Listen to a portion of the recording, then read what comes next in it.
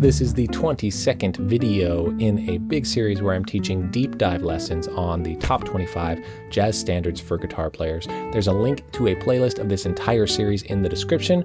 The song we're learning today is one of my favorites, a bossa nova hit. It is called Wave.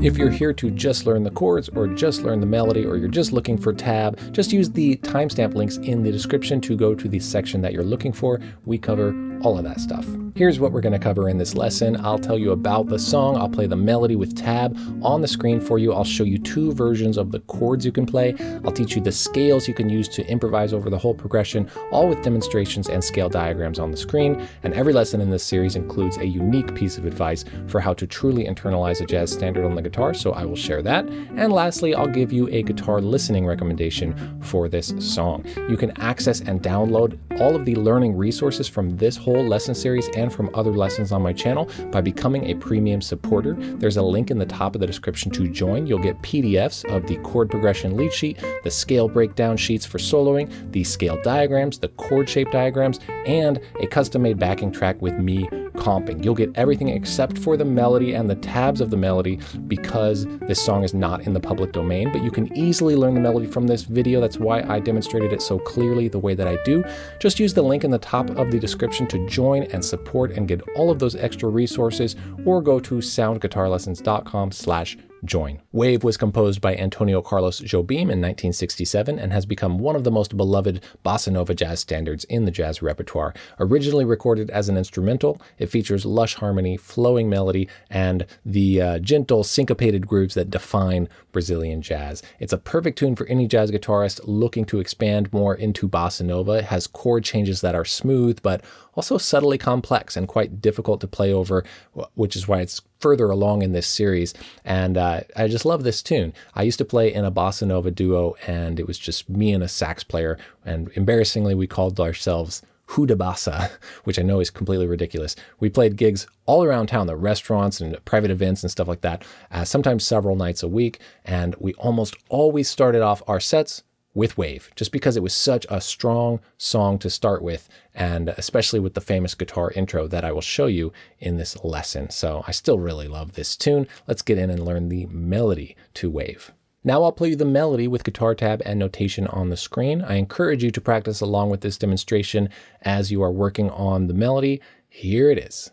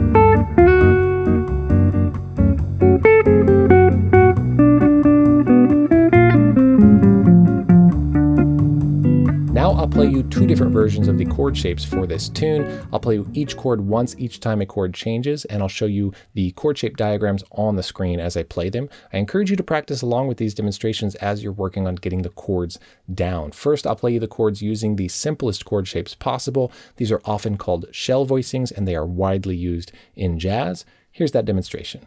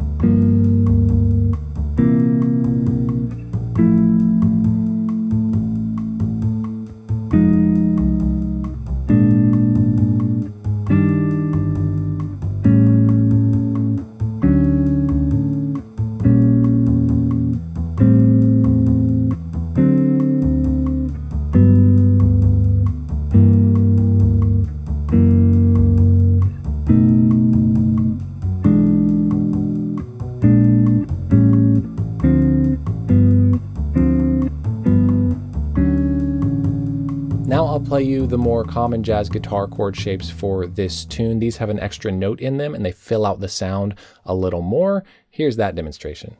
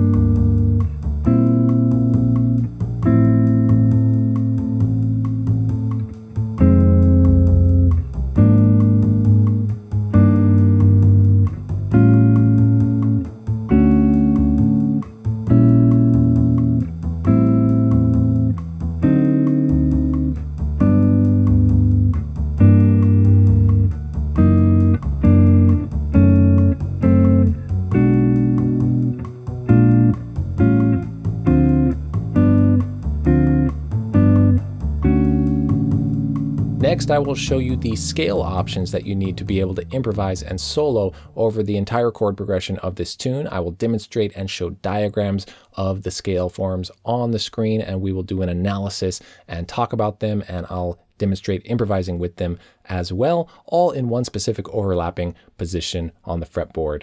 Let's go into that. So this is an overview of all the scales that all the chords come from. I just call this the complete scales sheet. This is really just a theoretical exercise to analyze what are the scales that the chords come from. Every chord implies a collection of notes that it comes from, and we want to know that. And many scales can come from, or many chords can come from multiple scales, but I like to really go through and kind of consider what the quote unquote right answer is, or what feels the best to me to choose as my go-to to really understand. Now, as our tunes in this series get more complex, and this is not a ballad, this is not played slowly, and yet we have chords moving, scales changing, every 2 beats sometimes. Is it really realistic to switch your scales in those instances? Yes and no. You absolutely can conceive of the scales, kind of perceive the scales changing that quickly. That doesn't mean you're trying to play a bunch of notes from them, but you still know what all the notes are that the chords come from. That's kind of how I see it. In the end, you're really going to be playing by ear and trying to make melodies that connect fluidly. And we're going to do a simplified scales version next that is much more realistic to improvise with. But like I said, a theoretical exercise to understand scales that these chords come from. Well, we're in the key of D major, so that's just D major 7, D major there. When in doubt, a diminished chord can just be the diminished scale off of that chord, which would be whole step, then half step, then whole step, then half step forever. And of course, I'll show you all these on the guitar and diagrams and demonstrate and everything after this. This is the 2 of the chord that it's going to. So it's going to G, and this is the 2 of G. So it's a Dorian. So it's the 2 chord in the G scale. But on its own there, it's just A Dorian, so that's how I think of it. You can see I say same as G major scale there. Well, this would still be the G major scale and G major scale if it was a normal 2-5-1, but because of the flat 9 there, which just adds tension and very much feels like an important alteration to make on this chord for this tune, just based on all the versions that I've ever heard. That just feels like that does need to be there. And you can add a flat 9 to a dominant 7 anytime to add tension, but this feels like, okay, normal 2 chord, dominant 7 with a flat 9 and a flat 13, and then to the major chord there. So, well, whatever chord this is going to, the dominant 7 flat 9 is going to be harmonic minor, the scale that this comes from. And then we have G major scale. Even though it's the 4 chord of D major, you could also play the D major scale here. And then G melodic minor is the go-to scale that I would play over a minor 6 chord, especially when the minor 6 chord is the 4 of the key. So this is G, 4 of the key as minor 6. Very cool motion here. It's happened in several of the tunes in this series. The 4 chord, major 7 or major 6, the 4 chord changing to minor 6. It happened in All of Me. It happened in several others that are in this series. Okay, then we have a really cool, just classic bossa nova sound here. This is awesome to get used to comping wise, and of course, you have all the chord shapes from this lesson where this 13 goes down to flat 13, goes down to 9, goes down to flat 9. It's all chromatic moving half steps there. So that's really this melodic motion happening with this chord progression right here. Is it realistic to change your scales here? I don't think so at all, even in our pure analysis mode, because this is really about a melody moving through. It's not as much about the function of the chord changing. So I think just thinking of this overall as like an F sharp 7 chord and just F sharp mixolydian or any kind of F sharp 7 scale can work there, because it's really going dominant 7 to B, and that's dominant 7 to E. So it's like this string of dominant 7s there, kind of with the circle of fourths motion. So same thing here. It's like a B7 chord basically, so B mixolydian. And you can think in the major scale context of that as well. So those do work, but because that's such a busy harmonic area, many other options can work as well. One of those places where there's not just one way to do it. And then E9, which is just an E7 chord, so E mixolydian is great there. And then here is the dominant 7 chord that is the flat 6 of the key. This is such a cool sound.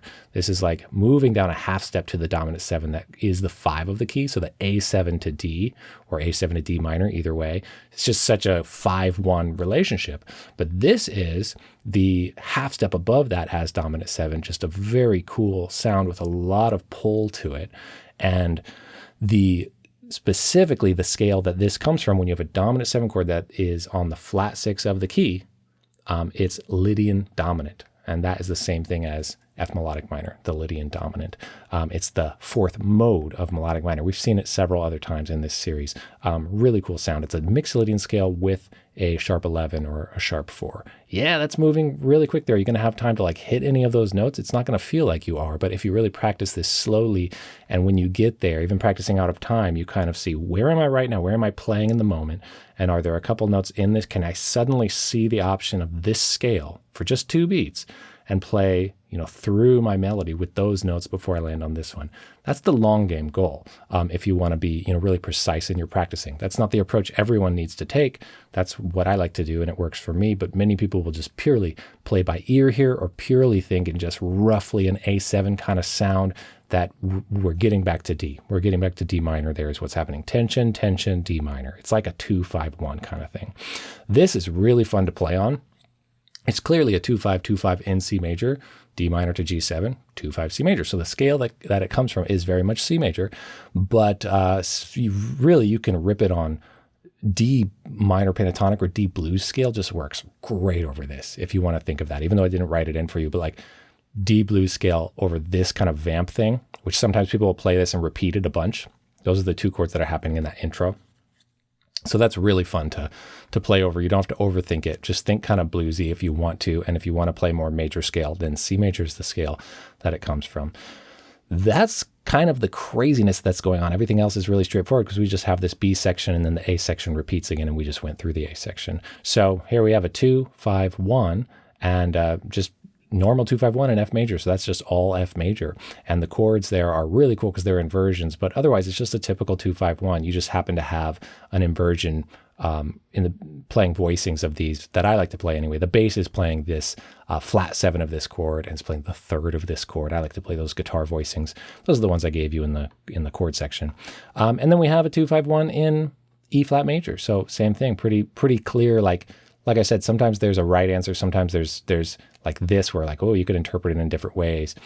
This is like indisputably F major, indisputably E flat major. And then we have this dominant 7 with a flat 9, which is pointing to, it's the 5 chord of D, but it's flat 9, which means it's coming from the harmonic minor. So it has that kind of extra tension sound going back to the D major. So even in the melody itself right here, the flat 13 is played. And I've said many times in this series, and if you're hearing it for the first time now, all good.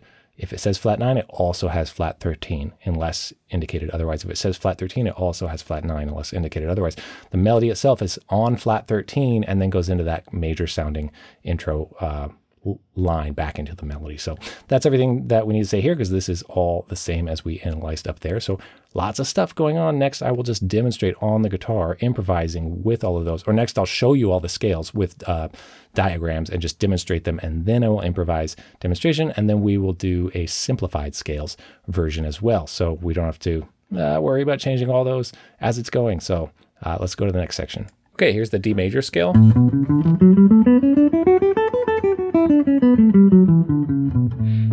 Okay, go back to the root a lot if you're working on this, and make sure you noodle around with these. I haven't talked about that in other parts of this series. I hope it's kind of obvious. You know, you want to be able to go up and down, you want to know where the root is, and you want to just...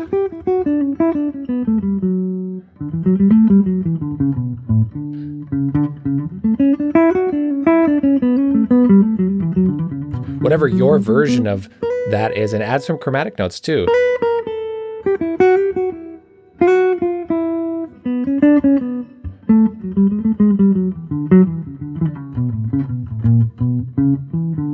And thinking of it as this map that is the scale, or even if you're playing it not perfectly, or even if you're adding those extra notes or whatever, you're just seeing clearly your map view on the fretboard. So do noodle around with all these as you're learning and working on scales. Here is the B flat diminished scale.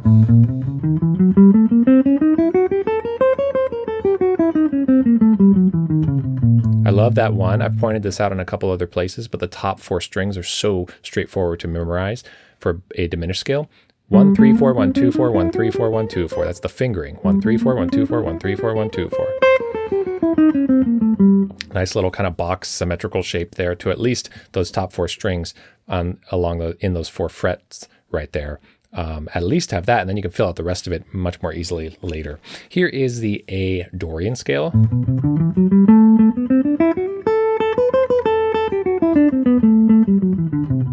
If it's a mode, I'll sometimes do the root to root like that to emphasize the actual mode. Here's G harmonic minor scale.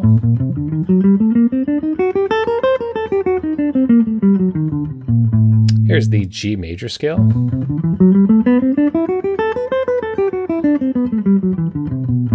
Here is the G melodic minor scale.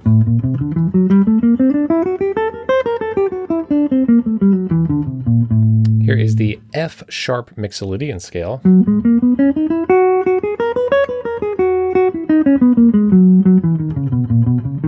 I'm obviously going quickly just to demonstrate and so you can hear it and see it, but you do take all the time you need and go nice and slowly for yourself. Here's B mixolydian.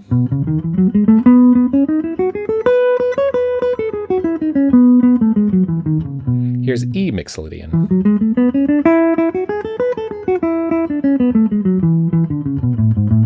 Same physical shape as we did on F sharp, but down 2 frets. Here is B flat Lydian dominant.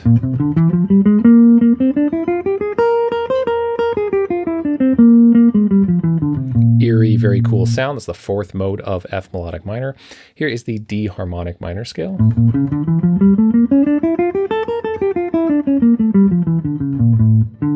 Kind of like to land back on the root sometimes like that. Here's just good old-fashioned C major scale.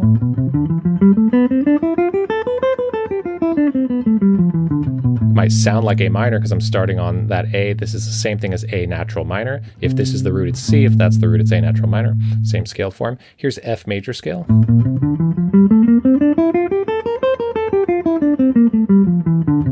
And here's E flat major scale.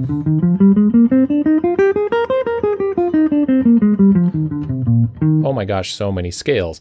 Well, the goal with something like that is going to feel impossible to improvise with all those as they change, some of them 2 beats at a time.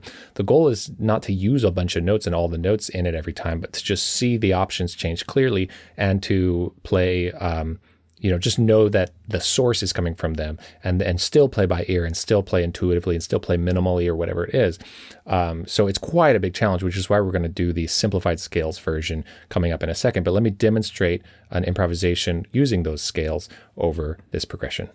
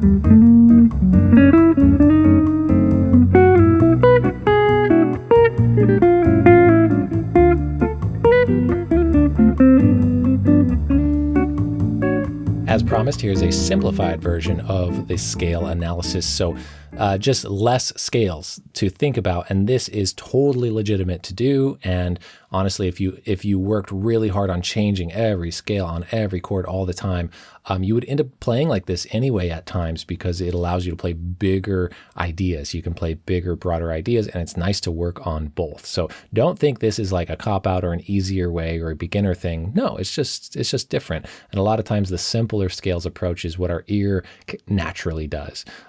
So for example, this G major, well, I said in the complete scales that this technically with the flat 9 comes from G harmonic minor. Well, so what? Just keep thinking G major. That's fine. And then it's really on us to play something truly melodic, truly catchy, something that breaks up the scale in a nice way and isn't just scalar. Whereas if you're changing every scale in every moment, that's correct. You can just play kind of constant notes in a scale, and it's actually going to sound pretty cool because you're like following exactly the harmony that the note source that all the chords come from. But if you're simplifying the scales, you have to play more by ear, more with phrasing, and it's a great challenge. It's really good. So you can't really skate over this. You could, but I like to throw that diminished in there. And this is not the right or wrong way. This is just my approach. A lot of times I change these things even after teaching them a certain way, because there's not like a one way. I'm just like, yeah, you can skate over that, and then sometimes I might be playing and feel like, it really does need that. And I'll throw that extra note in there, or that flat to 9 or whatever.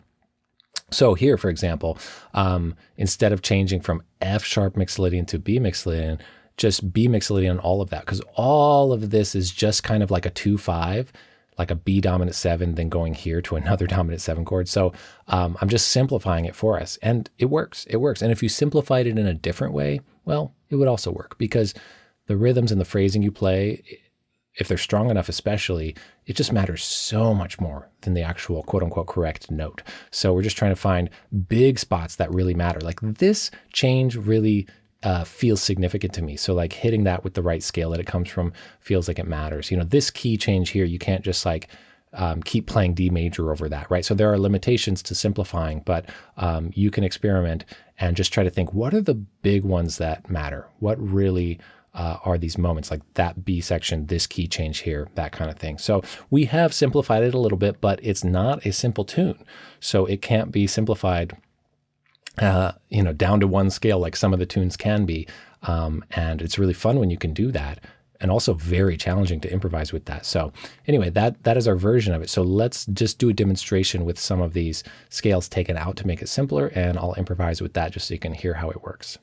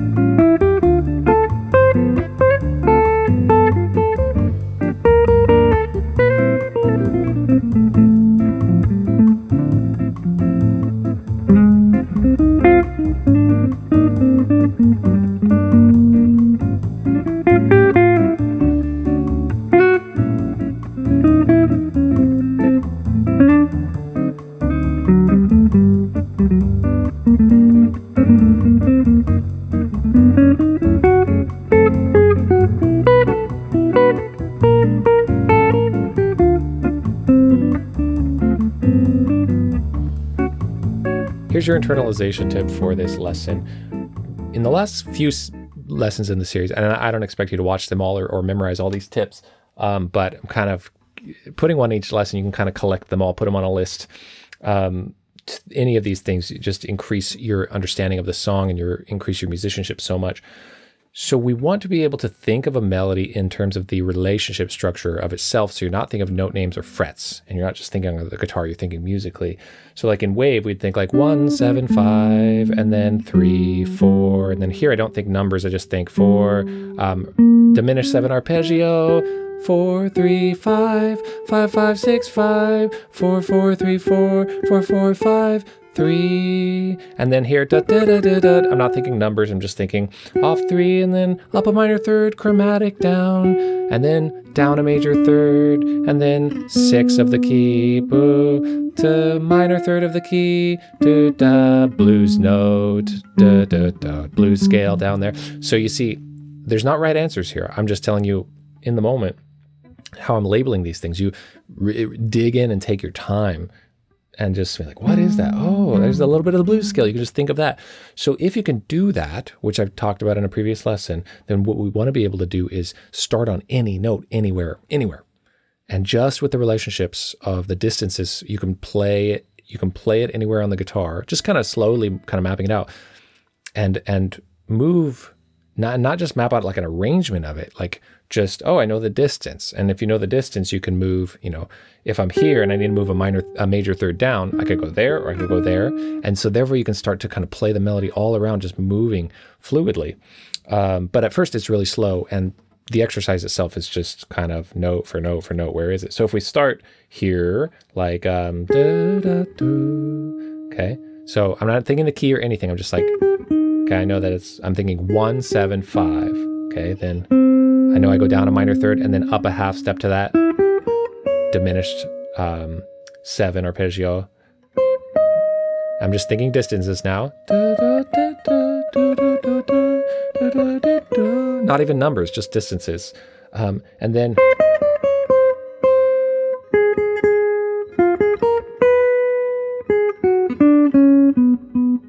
see, there's the whole thing. I didn't think the key, and it's hard to say what's going on while I'm doing that, but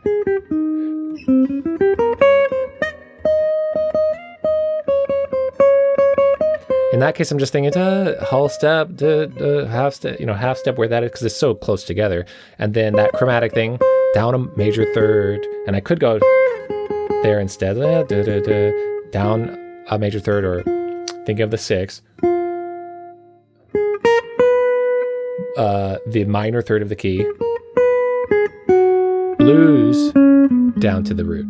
Okay, so don't let my labels confuse you, because they're not meant to be for you to think of, oh, minor third, blues note, all that. It's just do anything you need. You could just say, oh yeah, that distance, and it's your own kind of visual remembering of it, or anything at all. But the point is, now if we go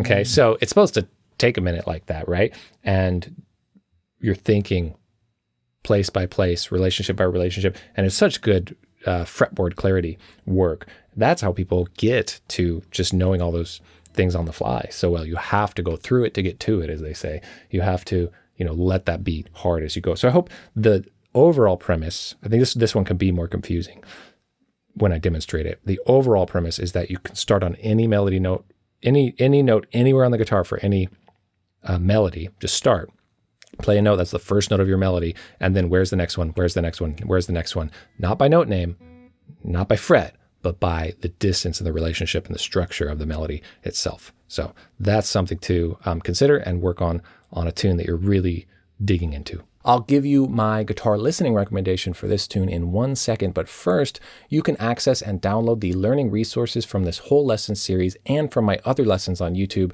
by becoming a premium supporter. You'll get PDFs of the chord progression lead sheets, the scale breakdown sheets where we analyzed all the scales for soloing, you'll get the scale diagrams, you'll get the chord shape diagrams, and a custom-made backing track with me comping. You'll get everything except for the melody and the melody tabs, because this tune and many of the tunes on the list are not in the public domain. When a song is in the public domain, I'll provide all of that.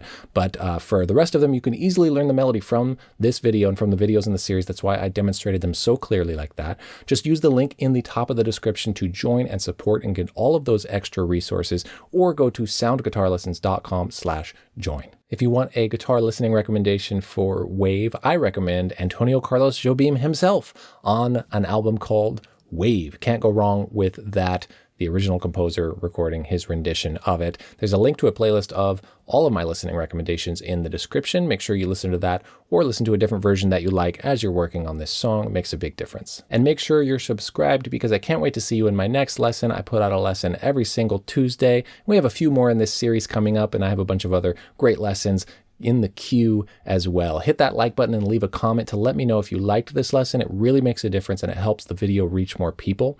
Check out the description for all the links I've mentioned and for how you can support the channel. I appreciate you so much. Thank you for watching. Take care and happy practicing.